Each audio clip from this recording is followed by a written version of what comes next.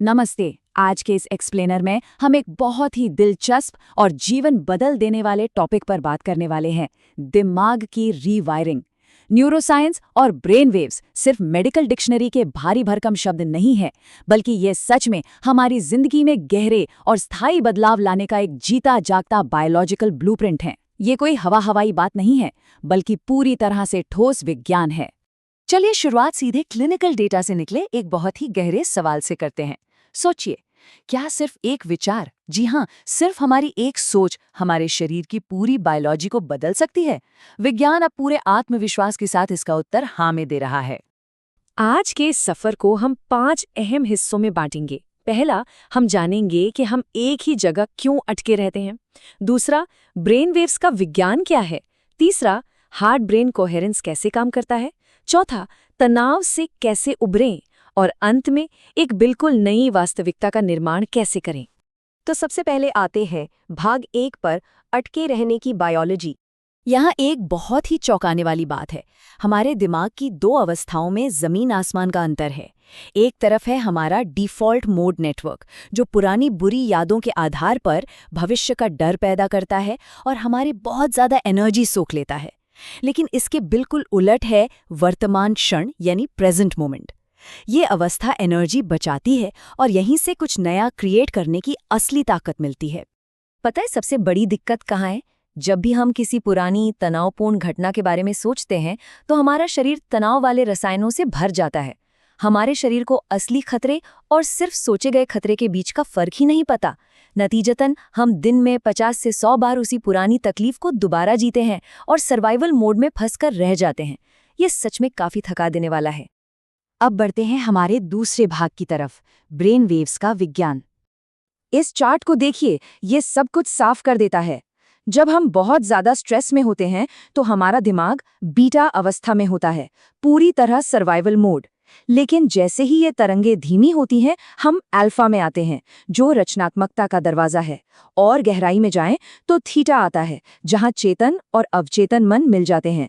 Delta हमें गहरी नींद और रिकवरी देता है, और गामा, वो तो सीधे सुपर चेतना और उच्च जागरूकता की अवस्था है, एकदम अद्भुत। लेकिन सवाल है कि हम इस अल्फा स्टेट में जाएं कैसे?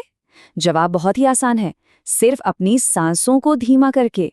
जी हाँ, गहरी और धीमी सांसें लेने से हम तुरंत हाई अलर्ट बीटा से निकलकर शांत अल्फा अवस्था में आ सकते हैं। ऐसा करने से दिमाग का वो हिस्सा जो हर वक्त हमारी आलोचना करता है, वो एकदम शांत हो जाता है और हम एक बेहतरीन फ्लो स्टेट में आ जाते हैं।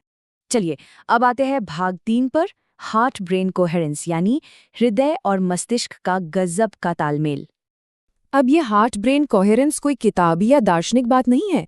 ये एक बायोलॉजिकल घटना है जिसे बाकायदा मापा जा सकता है। जब दिल एक व्यवस्थित ताल में धड़कता है तो वो सीधे दिमाग को एक सिग्नल या ऊर्जा तरंग भेजता है। और पता है उसका काम क्या होता है? वो दिमाग के सर्वाइवल सेंटर यानी एमिगडाला को बंद करने का आदेश देता है।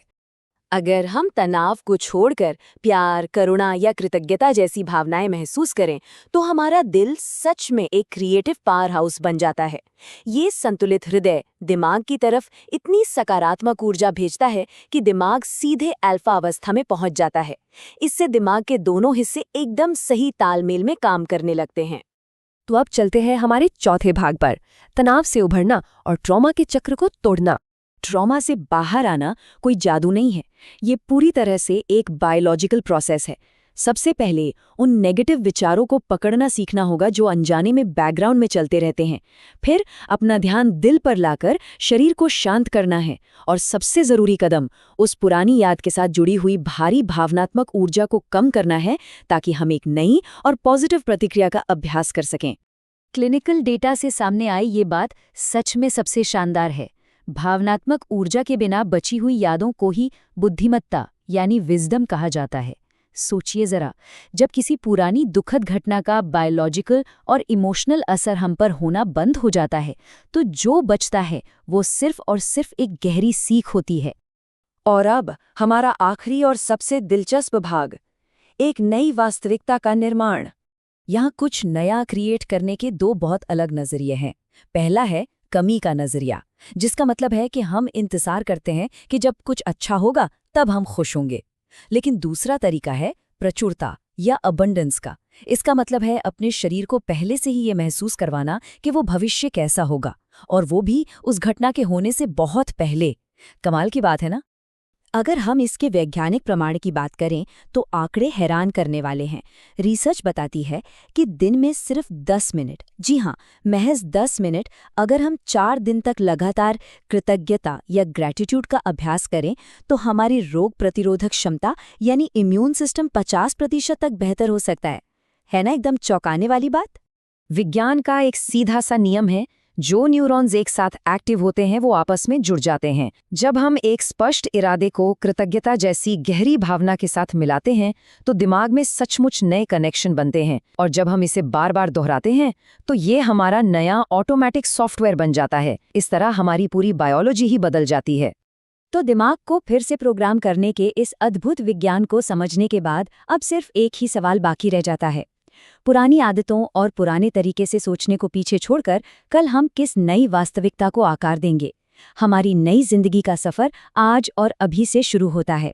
इस एक्सप्लेनर में हमारे साथ जुड़ने के लिए बहुत बहुत धन्यवाद।